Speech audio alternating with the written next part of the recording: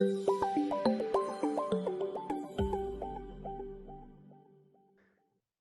thank you for being here. Good morning. Welcome to the latest edition of our Ask the Experts virtual series. Today, we'll be talking about a very important and timely topic, especially after the last year that we've been through, all of the changes that have been thrown at board members and managers. So today it's about board member burnout. My name is Jake House. I'm the director here at First Service, and I will be moderating today's webinar. We have a few housekeeping issues just before I introduce our esteemed panel and get into the discussion. If you have any questions throughout the webinar, please submit them through the Q&A option on your control panel. We'll take as many questions as we can towards the end. No need to take any notes. This is being recorded and we'll send it to all the attendees. In addition, we'll be posting an article called Lightening Your Board Member Workload. We'll send that in the chat box here in just a few minutes. So feel free to click on that, download that, and pass it around as you see fit. You may want to bookmark it for future reference.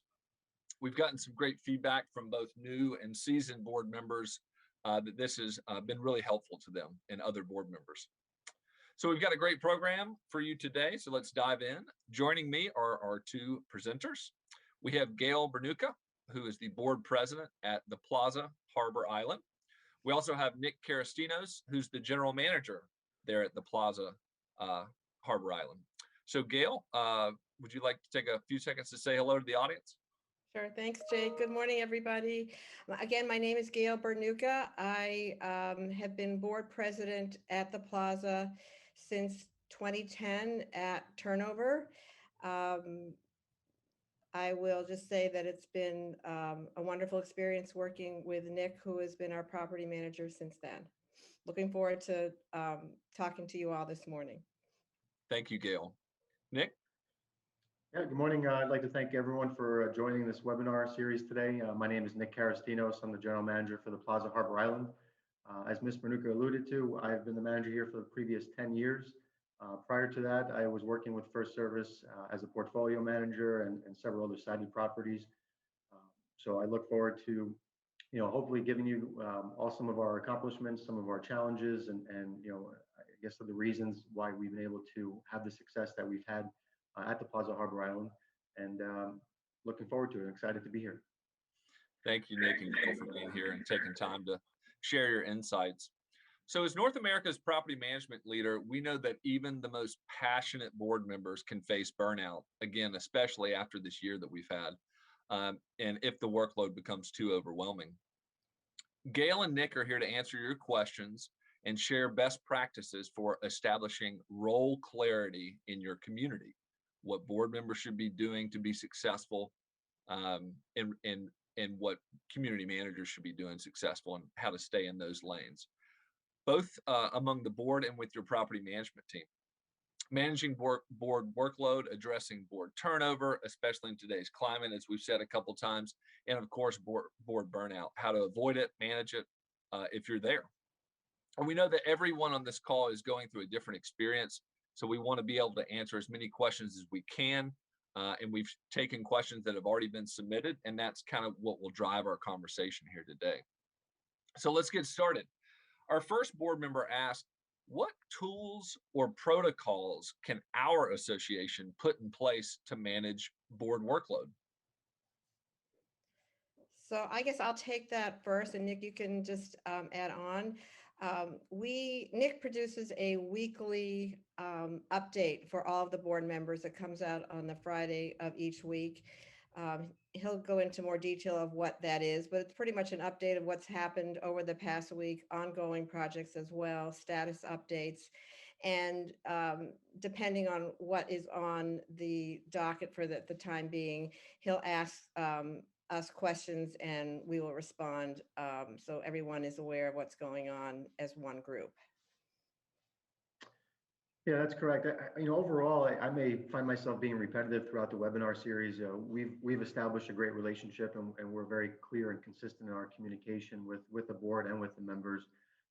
So I would say, as far as the protocols, consistency and communication would probably be the priority, just to make sure that the board and the members are all aligned as far as what goals or objectives or challenges the association may be experiencing during that time, and then ways that we can try to get through that period as well. So again, I may be repetitive throughout this series, so I'll apologize in advance. I think overall we may tend to make things a little bit more difficult than they need to be. So it's our job, at least as agents from First Service, to make sure that we present and provide information for the board to be successful. Excellent. So along the lines of role clarity, another question came in. It says, I feel like our board is overwhelmed because we're not really clear on the roles of the management company and the roles of the board. They ask, how can we establish that role clarity and who should be doing what? Any insight that you could provide our listeners on that? I mean, I would say for us, I think it happened organically. Most of us on our board do have past board experience. So we have some kind of idea of how the role should break down. From my perspective, the board and the board president particularly need to be focusing on strategic issues, the big items kind of from the 30,000-foot view. For example, for us, we have successfully completed a 4-year litigation process last year, and that was a big responsibility for the board itself, obviously with support from Nick and his people. But it's really the strategic aspect of things and showing leadership to the association. And we let the details of and all the execution that falls to Nick on a very regular basis. Correct. At the end of the day, I look at our role, as the agent, to put the board in a position to make decisions, and it's our responsibility to gather the feedbacks or, the warranties, the pricing, anything that we can do to give the board all the information they need to be successful. And I think if an association board is feeling overwhelmed, that may be a root of just some misorganization or lack of priorities or lack of clarity. And I think it's important to set realistic expectations. To understand what's important. We can't do everything all at once. I think we all understand that, especially given the challenges that we've had last year. Certain things take priority that may not have been, as part of the plan, but it's important to constantly adjust to what is important. And if you feel overwhelmed, then I think it's important to take a step back, create some goals and create some objectives for that quarter or for that year, and make sure you feel as though you're actually being successful in the time that you are volunteering. So that's a great point. Could you just expound upon, the vision and the goals? What do you guys go through to set those vision and goals so that, again, as Gail said, from a 30,000-foot view, setting the vision and where the community is going, and then the community manager and the team executing it. How do you guys go about at the plaza, setting that vision, setting goals for the year so that you do know kind of where you're going? Well, I would say that Nick does a really good job of keeping us abreast of the long-term issues and projects. But I think it all kind of begins and ends in the budget process as well, because that's where everything, it grows from there. So we are all very involved in that process. Obviously, it's a year-round basis, but as we get ready in, our budget workshop meetings in September, October, that's where it all kind of starts, and then it grows from there. Because once that document is finished, that really is what gives us our, it's our guidelines for the next year. Yeah, I couldn't agree more. Yeah, I think Ms. Manuka hit the nail on the head. I mean, obviously you can't make changes unless your budget allows for you to make those changes.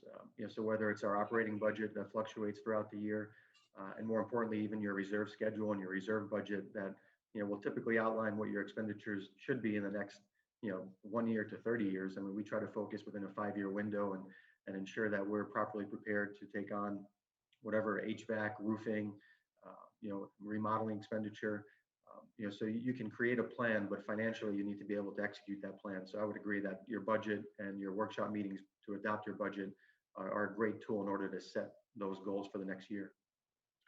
So that's a great point. And one of the items that I run across in meeting with prospective board members, especially treasurers, is that oftentimes treasurers are overwhelmed because they are building the budget themselves and having to do all that heavy lifting themselves. What can you give us any insight into what the board should be doing in the budget process and what the management company and the manager should be doing? Can you break that down just, for our listeners so they can understand what they should expect? Well, I mean, from my perspective, Nick does all the heavy lifting on this always. Okay. We provide input during the year. For example, one of the things that I want to bring up to our board soon is we need to start expanding our electrical capacity because more and more people are getting electric vehicles and we're almost tapped out. And that's going to be an issue that we need to discuss. So those are the kinds of things that we bring to him. And I'm sure he keeps a running list. But really all of that budget work is done by him. We do not get into the weeds on that at all. Got it. I would say early on, again, I've been here for 10 years now. So early on during transition from the developer, with First Service taking on, there were, several other committees that were active. We had a finance committee, ad hoc committees, and over the time, I think once the members got an understanding that, First Service was here to assist and to alleviate and to take those responsibilities off their shoulders, that's when some of the committees started to take a step back and be less involved. Which is a good thing. It's not a bad thing, and it's our role to get the information as far as any insurance rate increases or utility rate increases, where you are in the reserve schedule, how that may impact your budget. So we've always looked at it here as though the board is a volunteer. We're the agent that's hired on behalf of the association to do the due diligence and to prepare the reports. Again, ultimately, just to provide the board with the information to make a decision. And if they don't feel informed, then it's on us to gather more information. And Jake, we have resources throughout the state and nationally that can help us with, what the market tends to be doing and how we can prepare for the future. And I'll just add, Jake, if I could, I mean, good Yeah. grief, I've been doing this for over 10 years. And if you talk about burnout, if I had to do what Nick does or even get involved in part of that process, I would have run a long time ago. So that's why people always ask me, how can you do this for so long? And I tell them it's because I don't micromanage. We leave all of that to the professionals. And Nick is a great partner in that for us. That's a good piece. That's a good piece there. So kind of in the same realm as we progress through this webinar, we had another board member ask, a number of board members resigned, and we're hearing this a lot in this market and across the state and even nationally, but a lot of board members resigned as a result of the stress caused by the pandemic and everything that was being thrown at them. So how do we address turnover? Again, this is the board member asking, how should we address turnover on the board without adding more work to existing board members? Any thoughts on that?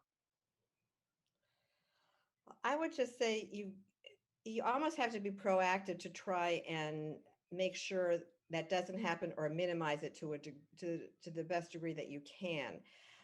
Because none of us could anticipate what happened this year.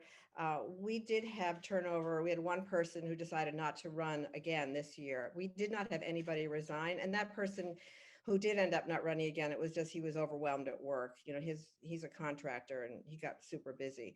So I would say it's how you operate day to day, week to week to prevent somebody from getting to the point where they feel overwhelmed and they just can't do it anymore.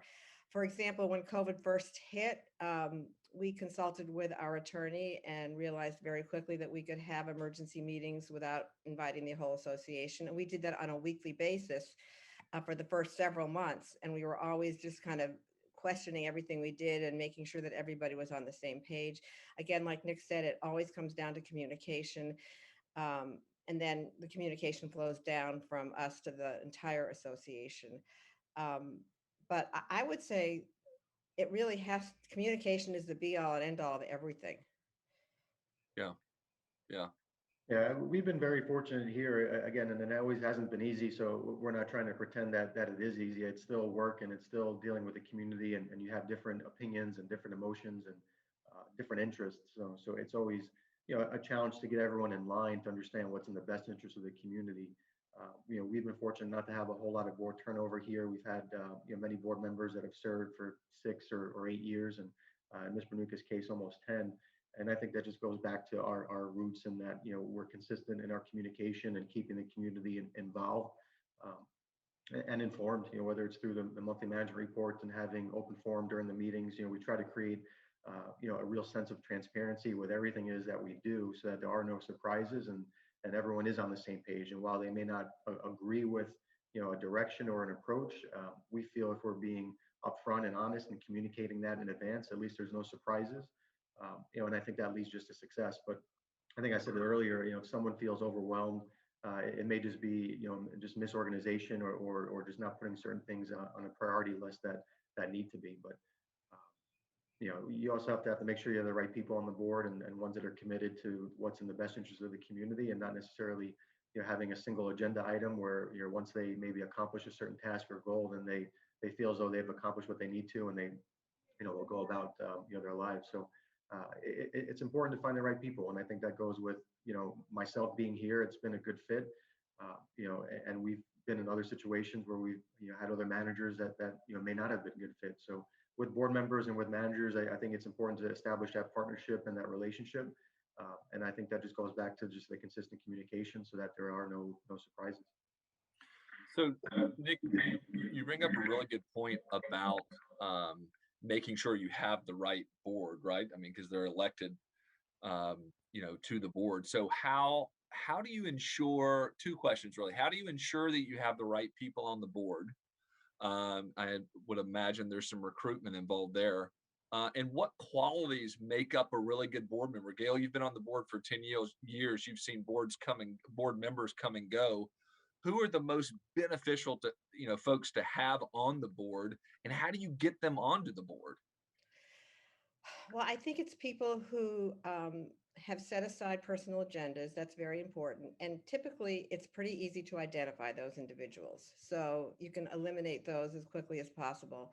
I think you have to be aware as board members, as a board president, I try to go to as many committee meetings as I can, just so I can see how people interact and how they communicate, because that's really a very good place to pull potential board members from, those who take leadership positions, whether or not they're committee chairs or not. You can usually tell who has the objective ability to serve on a board. It's people who just, I was on the transition committee, and the only reason why I was is because I cared about the building. That was it. I just wanted to make sure that we continue to progress, because we have such a wonderful property. But I would say start there, and get to know people through social events, et cetera. People will reveal themselves if you just let them.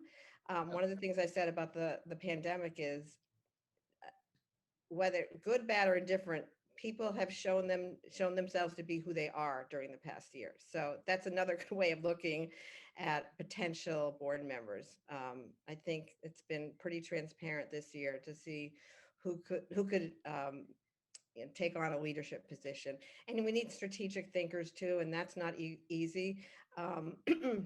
We have a lot of linear thinkers in our building, especially those, and excuse me if anybody is on the call, who tend, have an engineer type background or military. They tend to think very linearly, and I understand that, and that's very good in certain circumstances. But in terms of strategically thinking, we need people who can look at the broader and the more long-term perspective as well.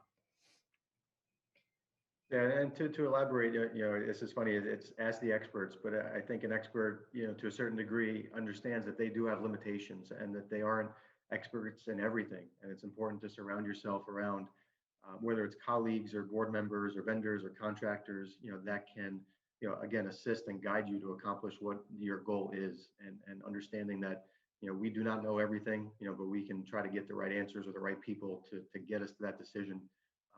So that's part of the process. And to as far as the turnover or the burnout, we have a pretty active, well, at least 3 active committees, and we have a pretty active community with social events. So we tend to see the same residents and see the same faces, and a lot of those that engage, whether it's at the board meetings or committees or social events, are typically the ones that care about the community and what's happening in their community. So those are the ones that you want to focus on, and make sure they're up to date, and see if they have the time or have the energy to commit to serving or continuing to serve. It's hard to find good people, as we all know. So when we have them, we like to try to hold on to them. Yeah, it's like any organization, it's the 80-20 rule. And I always refer to people who come to our board meetings, either on Zoom or hopefully we'll get back to in person soon, as kind of the usual suspects. It's always the same group that show up. And that's really, I think, is a tell. Those are the ones that are really interested. So you want to try and kind of bring those people along. So, along these same lines, the last question was about that turnover and how to address it, and that can cause undue burden to other board members. What about succession planning? $1 million plus budget, 5 board members setting the direction. We've talked about that. There's going to be a time where board members leave. Do you guys have anything in place there at the plaza that helps you with succession planning, like replacing a treasurer because they're going to leave in a year and maybe bring somebody in as an assistant? Have you worked on any of those plans, and has that been helpful to reduce board burden? We have not done that on a formal basis. We have not. Nick, I don't know. What would you say to that? I'm kind of dance a little bit here. So a formal succession plan, I would say, again, years ago, we've been here for a while now, but one of the first things we did was create staggered terms, which required Okay. an amendment. Mm. I think that was something that was very smart, and that may have been even a suggestion by our attorney at the time, who we also have a very good relationship with. But understanding, again, from our perspective at the plaza, when we turned over, it was a brand new construction, high-rise building, had some construction defects, so we had to go through our transition study and through turnover, and develop a plan. So one of the suggestions was to create staggered terms in order to avoid at least the potential of losing all 5 board members in 1 year. And I think that was instrumental during our litigation. I think a lot of the board members wanted to stay involved and stay cohesive in our approaches to make sure that we were successful throughout litigation. So an actual succession plan, I would say, I would agree with Ms. Manuka. We don't have something in writing, but the staggered terms has allowed us to keep certain board members in place, year after year, where we're not starting from scratch, potentially every year. Yeah, I think that's a critical point, and that clearly is the answer there. So that's something that you can write into the documents. I guess. Yeah, depending on your declaration, it may require an amendment. In our case, it required an amendment to the bylaws, but we were able to get the membership support to get that into place. Yeah, I would imagine losing everybody at once would be tough in terms of turnover, so you can build that in so it doesn't happen. Good point there. All right, so kind of moving on a little bit. This one came in from a board member at a self-managed property. In general, so there are about 47,000 associations in Florida. 70+% of them are managed by a professional company. There are 30% of communities in Florida that are still self-managed. So it's important that we, take questions from that side as well. So our community has been self-managed for years, but the work is just getting too much for our board. We'd like to take a step back, and this is often what we hear from self-managed boards. We'd like to take a step back, but we don't know where to start. Do you have any suggestions on where we should start, if they want to take a step back from all the work they're putting as self-managed board members? Well, Jake, I can share our process. Is that what you want me to do? Sure. when we made a change? Yeah, sure. When we at turnover, we all agreed, the transition committee agreed that we needed to change our management committee. So we just went about it very businesslike. We sent out, I think, 9 RFPs and whittled it down to 3 companies, brought them in for an interview process. It was a 2-way interview process, I'm pretty sure. And then we made a decision, and at the time we did hire First Service. So I would say you've got to start somewhere. And if, I think everyone is probably in each of our communities aware of who the major players are. I would send out an RFP to them and ask them, what direction you all should go in. They're the experts, and learn from them, and then just kind of mold it to what's going to work best for you. Did you guys have any key criteria in your RFP? Like you were looking for a company that could do A, B, and C when you put out the RFP, or? Well, I think we were looking for a lot of financial expertise and guidance. That was number one. It begins and ends with the money.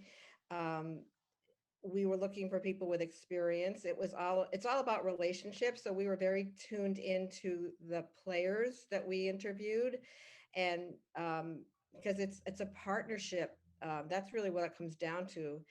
and we all had to feel that we could work with each other. So those are the kind of the big items that we were looking at. Got it. From a partnership standpoint, you've mentioned that a couple times and how important that is. And I would imagine, there's board members out there who are taking on a ton of the work and they're getting burnt out because they might not have trust built with their management company or trust built with the manager. You and Nick have something that's pretty special in the fact that you've worked together for over 10 years. So if you can go back 10 years or take us through the journey, how did you guys build that trust so that more of the workload, could go over to the management company and Nick, and you guys had that trust? Can you talk about how to build that good partnership, for folks on the call? Well, I'm beginning to sound like a broken record here, but I think it is about how we communicate. And I work full time, so I'm not available just to kind of plunk myself down in front of Nick, which is probably a good thing. So, I mean, initially, I can't even remember Nick. I'm sure it was a lot of emailing and calling. Right now, I mean, we text each other all the time. Now, if I think of something, I just shoot him a text, and that way I know I've kind of passed it on, and I can move forward. I don't know, Nick, what would you say? Do you remember how it was back then? I don't really recall. You You know, built a good relationship, which I Yeah. think is key, right? I mean, yeah, and I think it all has to do with, obviously the people that were even around me. When I first, so I've been with First Service for almost 17 years, but when I came to the Plaza, it was the first time I was managing a high rise, first time managing, a staff of almost 20. So, but I knew the basics on contracts and budgeting and, administrative responsibilities. So for me, I mean, I relied a lot on the people around me, Maureen Connolly and everyone that helped kind of, get me to this point. Which are still with the property and with the building now. So it didn't happen overnight. It definitely happened, as Ms. Manuka said, organically. I think a lot of it was me trying to prove, to myself and to, the association and to First Service that they had made the right decision by selecting me to manage the property. So initially it took a lot of, dedication and hard work, and it still does. It's still a learning environment, so that keeps it exciting. But at the end of the day, it was just a matter of doing what I was asked, adding value where we could, and showing that they had made the right decision in First Service to be their agents and create that partnership. So a lot of it just has to do with the follow-up and the communication and allowing them to understand that, this is what we're doing this week, this is what we're doing next month, and establishing that communication and that goal so that they knew what the objectives were, and then they could measure, how well we were performing. Yeah, got I remember now, when we ultimately chose First Service, then we had to go through the process of choosing our general manager. So I remember First Service brought at least 3 candidates in, and we went through a pretty intensive interview process at that time as well. So that was another way that we could try to kind of make sure that it was a really good fit. Yeah. So, the good fit and the building the relationship, has led to the trust. I think that's key. When we speak to other communities, they have turnover at that manager position, and usually because it's a relationship that hasn't been built. But Nick, any tips out there? Like, I'm trying to put myself in the shoes of the folks who are on the call here today, that might not have a 10-year relationship between manager and board president, right? So any tips from your standpoint and how to lighten the board members' workload just by doing, executing the things that Nick does every day? What are the top 2 or 3 things that have helped you be successful and at the same time take workload off the board? Yeah, I think ultimately, the days go by quick, right? The months go by fast. So every day it's important to understand, what are the goals that we set forth for the previous week, or are we on track for what we're trying to accomplish, this year? And it's taking a step back sometimes from the day to day to understand the big picture and making sure that we're still accomplishing, the board's directives. So for me, at least here, the priorities change, from year to year, and it's important that we communicate what the priority is. So, this year we're replacing, almost $500,000 worth of HVAC units. We're finishing up an interior remodel. and we're trying to prepare for a major waterproofing project on our amenity deck. So those are the big picture items that I know are important to the association, to the board, and and to me as far as how I'm being measured, and are we on track to accomplish those goals. But that again also comes from the board, and we understand what's important for the association and for the community. So we're not putting all of our time and effort into something that may not be as important. It's still being addressed, but we have to make sure that we're able to accomplish and check things off at the end of the day. I personally don't like when the day goes by and you feel like you don't accomplish anything. So we try to make it a point to make sure we accomplish something, whether it's setting a meeting or getting a proposal that we've been waiting for. We know vendors and contractors are extremely busy, so a lot of follow-up, all day, every day, to make sure that we're getting the information that we need to be successful. So ultimately, I would just say that the board has to be pretty clear in their directive as what they need from the management company, and it's the management company's job to execute that.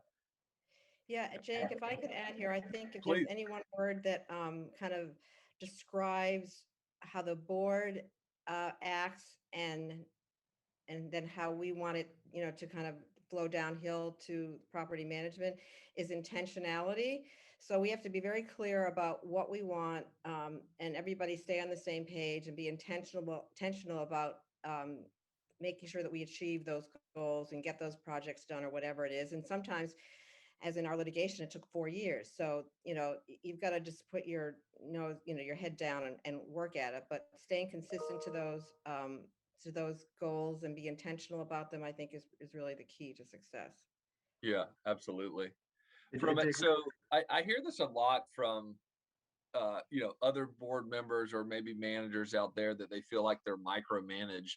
I mean, how can we address that? And again, there has to be some oversight. But Nick, I mean, I would imagine it's pretty hard to stay somewhere 10 years if you feel like you're micromanaged, right? So what are your thoughts on that, and mitigating that situation? yeah, and I think that goes back to the beginning when I first started, whether it's here or with First Service. Yeah, I feel like if the manager is not executing, or there's the lack of trust that the manager's time is being well spent, that creates that perception that they're not acting in my best interest. So from my perspective, in early on when I first started here, again with the committees and the board members and having frequent meetings, I think we just slowly proved ourselves, as far as the work that we're capable of.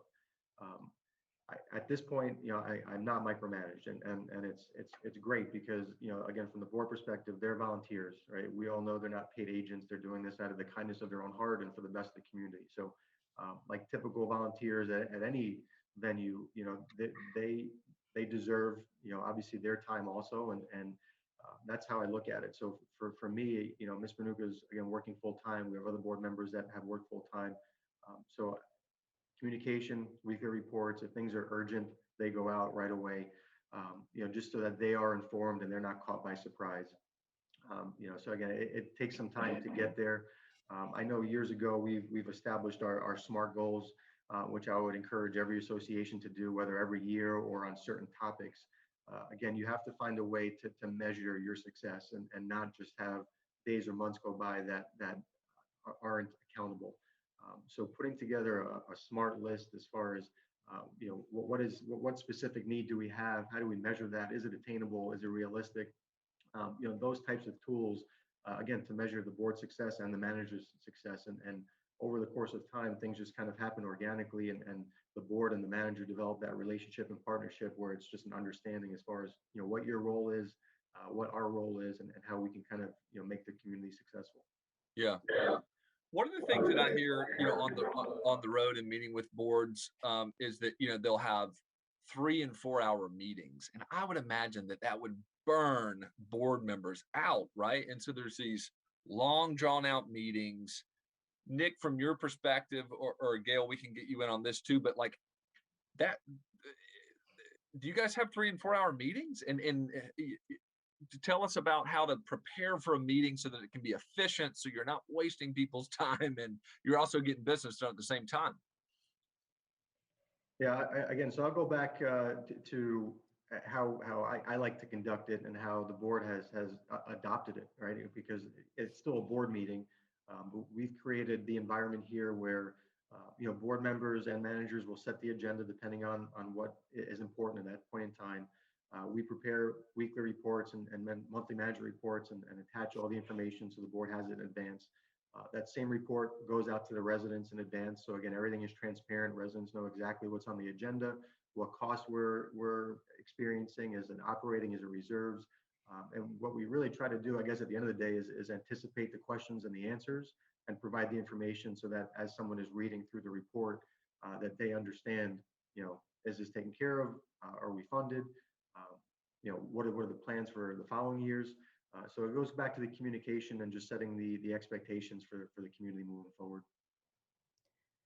Yeah, I would just add to that we have over the years gotten to a point where we have something called open forum at the beginning of each meeting, and it allows members to address the board on any issue that is being covered in that evening's agenda. And we evolved into that because we used to have a much more kind of free flow communication. And we had a couple of major controversial things come up, and it got out of control pretty quickly. So this is our way of saying, if you've got anything to say, we welcome it. We want to hear you. And there'll be times when we will take questions from the association during board meetings, but most of the time I will run them, but Nick really, probably does 80% of the meeting in terms of reporting and bringing votes up for discussion, et cetera. I think ultimately, though, it does get down to the board president. There are times when I've had to call the question, or I've had to, tell someone, okay, your time is up, and we just have to keep moving on, because we've had several 2-hour sessions, and it is hell. It's just hell. So everyone's exhausted. We start at 7 o'clock at night. So by the time you're done with that, we're over it. So we try to keep our meetings to an hour max, and we're pretty successful at that. Excellent. Yeah, and Jake, I'd say the thing too, we try to keep the agenda relevant to items that the board is prepared to make a decision on. Right. We try not to have too many open discussions on items that we're not well informed or we don't have all the questions answered. So that will be included in the report. But at the end of the day, the agenda items are what the board is prepared to make a motion and act upon. And for us, it's important to keep that agenda concise, and set realistic expectations for that meeting. So I'd say an hour and a half tops has been kind of our target, just to keep everyone's attention and interest and make sure that we're productive during that time. Yeah. And from a preparation standpoint, the other thing we hear is, like, as a board president or a board member, we have to do all this preparation before the meeting, and that, burns into their life. Gail, do you feel prepared before the meeting, and how do you feel prepared? I always feel prepared because it's an ongoing process. Like Nick said, we never bring something up that we have not discussed, especially if we're voting on it. It's probably been discussed in several months before in prior meetings. So there are never any surprises. It's just, as I said, it's kind of an organic process that, we first begin to talk about something, and then we get research done or whatever we have to do. And then we'll discuss that. And at some point, maybe 1 or 2 meetings down the road, we'll vote on it. So, and the association is aware of all of that. So it's never any kind of like heavy lifting in one meeting at all. We all know what it's all about, setting the expectations. I guess that's another way of saying it. Right. And also in your meetings, you're making decisions. You're not necessarily just, because the thing you see and the board members get burnt out on are these long drawn out discussions. And I can imagine that would be really frustrating. Yes, that's a good point. Yep, for sure. So really tailor your agenda to make decisions rather than discussing items. I'd say our meetings are pretty tight, wouldn't you, Nick, in terms of that? Yeah, I think the committee meetings that we'll hold, depending on what the nature of, again, recently we've gone through an interior remodel. So our architectural committee was very heavily involved in interviewing designers and contractors and making selections. So we allow those committee meetings to be, that avenue where people can share their feedback and thoughts and opinions, and let those maybe get to be to the point where it's a little bit longer, but more is being accomplished, and allow the board meetings to set the environment where that decision on those selections are made, and less of a conversation at that point. I think in general, well-functioning boards, the model that works for them is that the hard work is done in committees, and it gets brought up to the board. So that's what we try to model. Got it. Well, you guys, perfect segue into the next question. This is from a large lifestyle community. So an HOA, but still 1,000+ homes. They're thinking of forming committees to lighten the workload on our board members. So how do we get started? Can you guys provide any guidance on how to set up successful committees? What are your thoughts there? Oh, Nick, I'll let you take that one. Okay, thank you. That's how you lighten your workload. Just toss it over to Nick, huh? Yeah. I think we've kind of touched on it a little bit earlier, but if you're going to form a committee, make sure it's specific and there's a certain goal. Okay. Don't just create a committee for the purpose of creating a committee. At the end of the day, they are operating as an extension of the board, so it's important they act in the same interest on behalf of the board. I'd say find those people that have a passion for what that project or what that challenge may be, whether it's through previous committees that you have at the association, or whether it's through social events, or whether or not you just happen to know that you need to form a landscape committee, and you happen to know that Mr. Smith down the block is very familiar with landscaping or has a relationship with the landscaper. Right. But you need to find people that have a genuine interest to want to help. I think if you try to force your hand upon someone, you're just not going to be successful that way. So it's important to kind of share the information. And again, from our perspective, the committee is really there to help the board, and it's still my responsibility to get the designers into the room and get the contractors into the room. It's just up to them, to prepare the questions so that they feel comfortable, with that person performing in their community. So it's definitely a team effort, but at the end of the day, you really want to find people that either have a genuine interest or at least professional experience. And again, in our past, social events have been a good way to get information from people that care about the community and have the time that they want to commit. What committees do you guys have, just on the brass tacks? Like, So at the moment, we have 5, 6? an architectural committee that's been active as of late, especially because of the remodel. And then with this fourth floor waterproofing, there's going to be some opportunity there to make some changes to the amenity deck. We have a rules and regulations committee in order to make sure that, again, the management company is acting to keep everything clean, neat, orderly, and make sure everyone is behaving themselves at the end of the day, right? And then the last committee we have is a social committee. We have a pretty active social committee that has multiple events throughout the year. Even throughout the pandemic, we found ways to still have them outdoors and be socially distant, and create ways to continue that community that we've had here.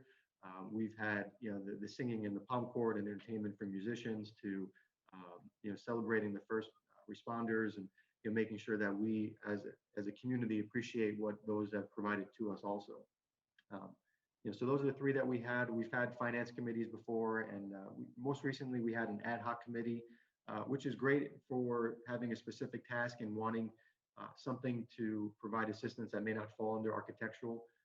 So when the building was preparing for a remodel, we formed an ad hoc committee to go around to other communities and other associations and see what features or technology or finishes they had, in order to make sure that we're big on not reinventing the wheel. There's a lot of other associations and a lot of other experience that managers have had with our company, so that we have a great forum and a great avenue just to kind of get some information and then tweak it so that it fits the plaza. So this is like the elephant in the room. I feel like when you talk about boards and you talk about communities, right? I mean, there are just people in every community, no matter what, who are just difficult to deal with. And that can burn board members out. They're like, I'm tired of dealing with this subgroup of people, blah, blah, blah. Have you guys, maybe in another life, maybe not at your bill, how do we deal with difficult people when it comes to what you do every day? Because that, clearly can burn people out, especially because you're a volunteer, right? Yeah. Let's face it, we can't avoid it because we're all people, good, bad, whatever. Right.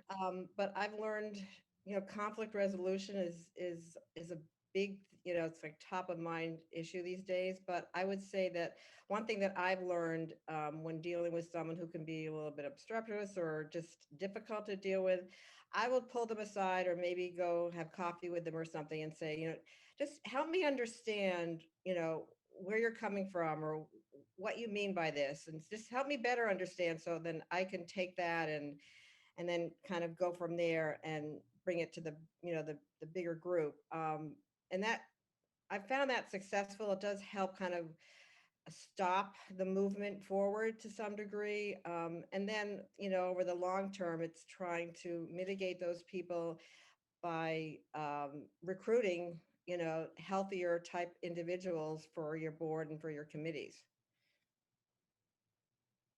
Yeah, depending on the size of your community, I think it's realistic, again, being realistic to expect you're not going to make everyone happy. Um, Everyone has opinions and they're entitled to them. And I'd agree with Ms. Pernuka. Sometimes the ones that may not agree or become a challenge, it's important to spend, some time with them and sit down with them to give them the time to either help understand what their point of view is, allow them to understand what the association is doing and why. And sometimes it's a miscommunication or it's just not being educated on that topic. So it is important to, spend time with people, especially those that you think are a challenge, just because they deserve the time, or at least they deserve the ability to understand, the actions and the decisions that are being made. And again, not everyone will agree as long as there's an understanding. Perhaps there's an opportunity there to appreciate that, and sometimes there isn't, and that has to be okay. Also, it's hard to make everybody happy, but from a board perspective, again, being volunteers, they're making decisions on the information that we're presenting. So it could just be a miscommunication or a way that it was presented, it was not clear. And again, Ms. Bernuka, I know there's residents here that may not appreciate what it is that you've done in volunteering, but I think as long as the board members understand that they're doing the best that they can with the time that they have, then they should be able to sleep comfortably at night and not let some of the naysayers get in the way of the good that's being done in the community that is proud to have them serve. Yeah, I think you both have said something that's very impactful that I hope everyone picked up on, and is that, sometimes you see board members who want to fight fire with fire, and then it just gets more fiery. And so I think the fact that you bring to this to your communities from a board and a manager perspective, the empathy and the help me understand where you're coming from, and that you've probably seen miscommunications over the years, but hearing someone out can go a long way. And clearly you guys both do that very, very well. That's huge. The other hard part is, and I think again, Ms. Manuka and I do a good part of not making it emotional, and sometimes Uh, emotions get the best of others, and again, not to fight fire with fire, but we do a good job keeping our composure and keeping our calm and just listening when people need to be heard. Um, and I know it's hard for some people, but taking the emotion out of it, again, it is their home, it is our business. It is still a corporation, so there is still a certain a business mentality behind an HOA or a condominium, and it's important just to try to take the emotions out of it and just stick to the information that's available. yeah. Yeah. I think the fact that we give people the opportunity to address the board helps to mitigate it. Unfortunately, sometimes these types of individuals don't come to meetings and they're lobbing grenades in from the sidelines. So you've got to figure out a way to get to them. But for the most part, people are pretty respectful. I mean, hell, I've had to manage my own husband at a meeting every once in a while. So, it can happen. Well, yeah, you guys keep bringing up the next question. Literally, this is out there, right? The grenade from the side, people who are not at the meeting. So this one says dealing with board members that organize or just any subgroups in the building that kind of go off on their own and create their own interests. It's not necessarily illegal, but it's just counterproductive. Have you guys dealt with any of that, and how have you handled those subgroups? Oh, it's interesting that you say that because we're in the middle of an interior remodel now, and there's lots of uproar about our paint color. So, that communication is pretty much throughout. And so three of us, one wanted to get together with me and the architectural review committee chairperson last Sunday. So we did, and we sat down and asked her what she wanted and kind of guided her through the process. And I think that those types of things, was a half hour out of our Sunday afternoon. Certainly not what I wanted to do with my Sunday afternoon, but we did it. And I think hopefully she'll then send that back to everybody who's been chirping in her ear as well. So it's, I think, really not, it's confronting things, as soon as you can, as soon as you're aware of them, and finding, a civilized way of having conversations and explain to people that we all want the same thing. We really do. Right. Yeah, that's a good point.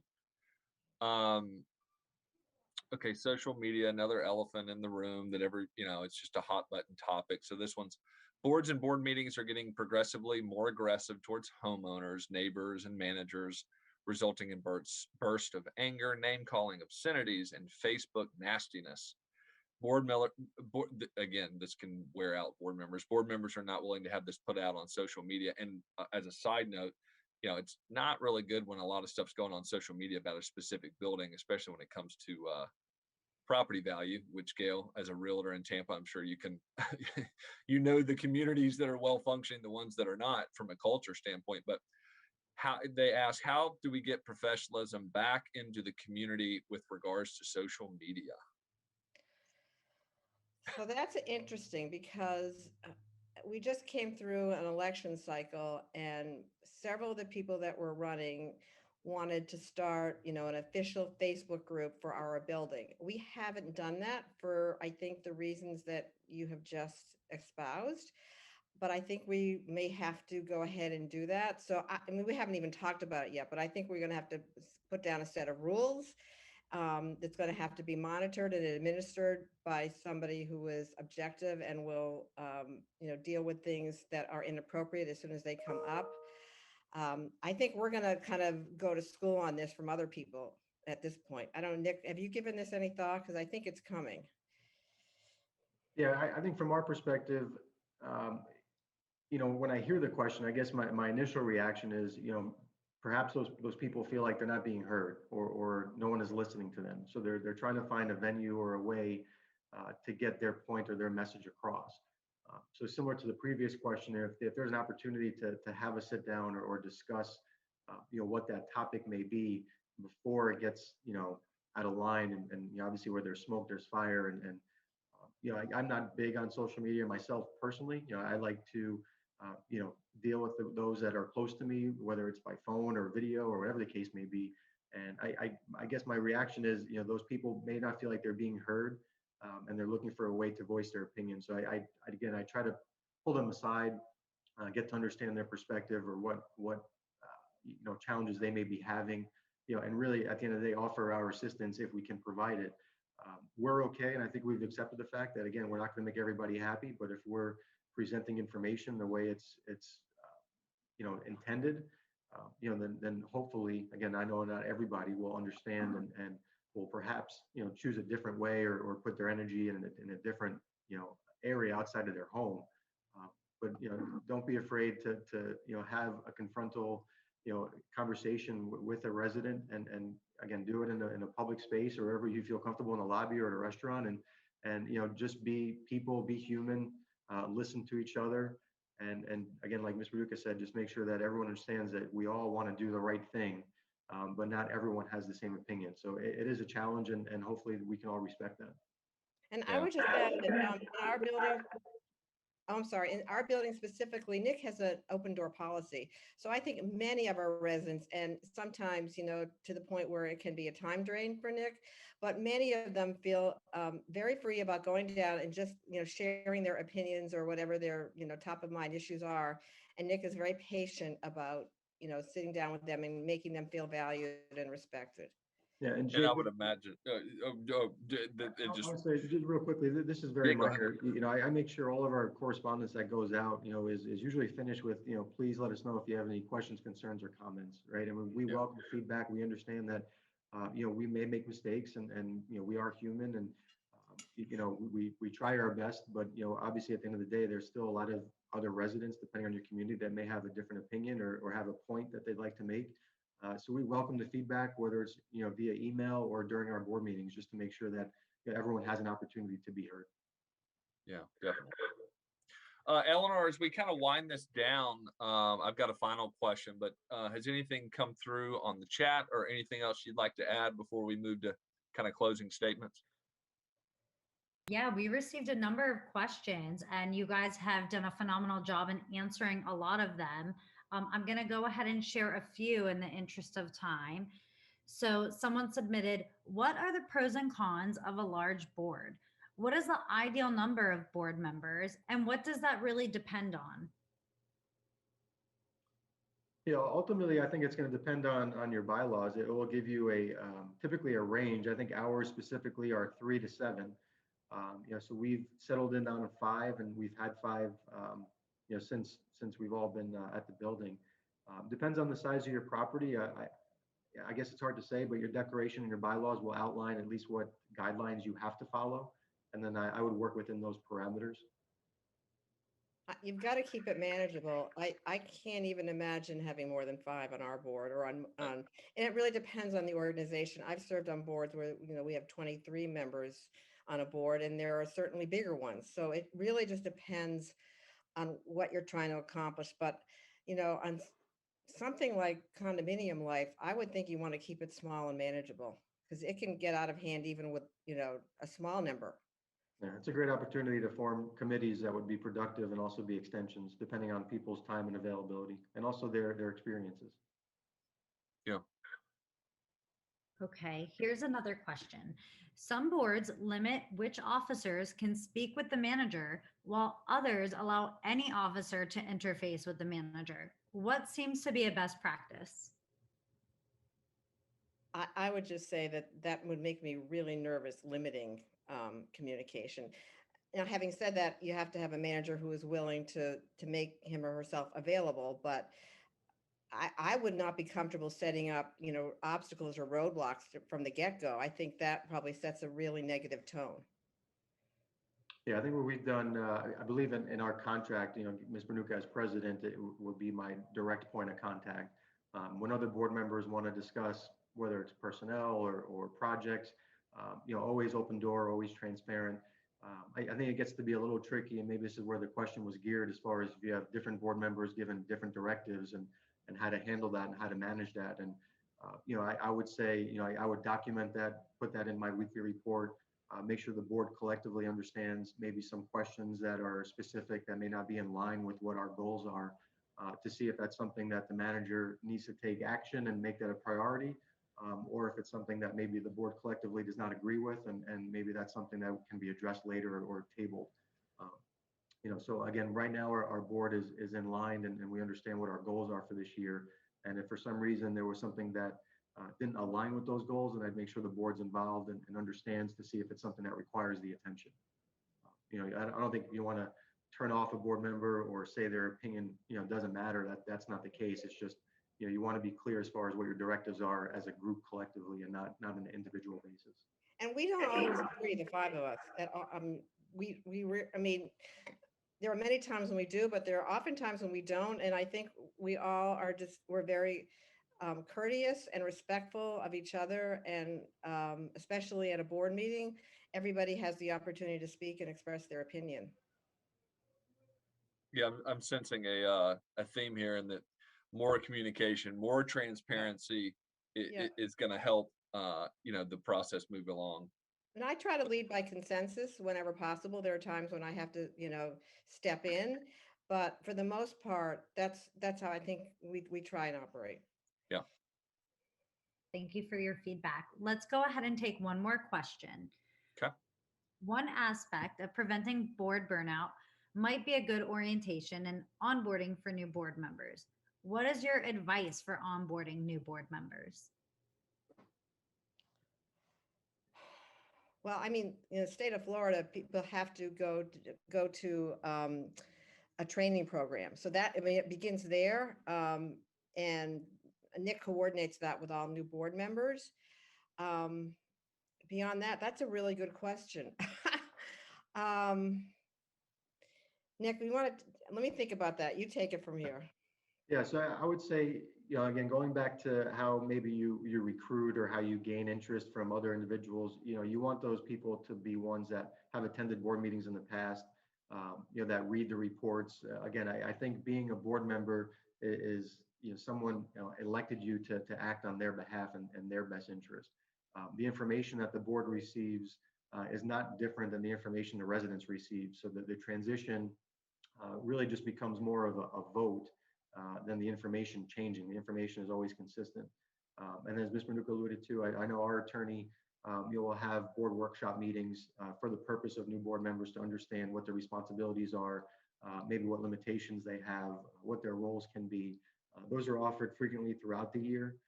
And then the last thing would probably be, talk to the other board members to understand what they do or how much time they require. Talk to your manager, see what they can do as far as helping or assisting or what their roles are. But I'd say in our situation, very rarely do you have someone that is new to the building that hasn't attended a meeting that may not know what's going on serve as a board member. You want to have someone that again has been a familiar face and that's familiar with the association and what projects or goals we have. So they're just kind of carrying on that cause and not necessarily doing something to take that train off the tracks. Yeah. Well, we've kind of come in. We've almost landed the plane. It's 12:01, but I'd be remiss if we didn't, allow our panelists to give some parting words of wisdom. You guys have done something that's pretty impressive. Gail, you've been a president for 10 years. Nick, you've been there for 10 years. You guys have built something special. What advice, good advice can you guys give to our listeners about how to be successful and not to burn out? What would you leave them with? I would say, don't try to do it all yourself. That it takes a village, and to lean into the partnership with your general manager and his or her staff, because that's a big. We haven't even talked about that, but that's a big part of it as well. And keeping communication open. I know it's a theme that's run through this, but I just can't emphasize that enough. Yeah. Yeah, and before we go, again, Jake, thanks for having us. Ms. Bernucca, thank you for taking the time out of your day to join us. Thanks for having me. I appreciate it. Hopefully we've added some valuable insight or some thoughts or something to take back to your communities. At the end of the day, we really try to keep it simple. We're not trying to reinvent the wheel. I really think we've been successful together because the board has been clear as far as what their goals and their objectives are, which has allowed us to provide the resources or the information for the community to be successful. And we've had our fair share of challenges. We continue to have challenges, but we provide that consistent communication. We understand what our objectives are, and so long as everything is transparent and there's no surprises from the community, then I think those are just some useful tips to have a successful association. Awesome. Thank you so much, Ms. Bernucca. Thank you, Mr. Karastinos. You guys are great. Thank you. Everyone have a great day. It's beautiful weather here in Tampa. Thank you. Yeah. See you guys. Bye. Bye.